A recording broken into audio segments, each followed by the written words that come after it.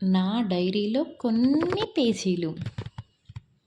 ఈరోజు రాధాకృష్ణుల కథ గుర్తొచ్చింది. బృందావనంలో చిన్ని కృష్ణుడు తన వేణువు ఊదితే గాలి కూడా ఆగి వినేదట. ఆ స్వరానికి రాధ గుండె మొదట స్పందించేదట. ఆ ప్రేమలో మాటలు అవసరం లేకపోయినా ఒక్క చూపే సరిపోతుంది. రాధాకృష్ణులు దేవుళ్ళు కాదు, ఆమె శ్వాస, ఆమె హృదయం, ఆమె జీవితం.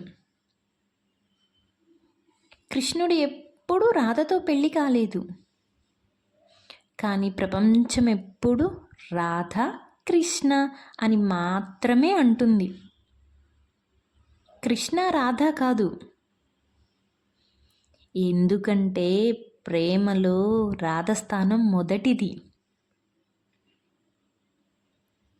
శరీరం దూరమైన మనసు ఎప్పటికీ దూరం కాదు.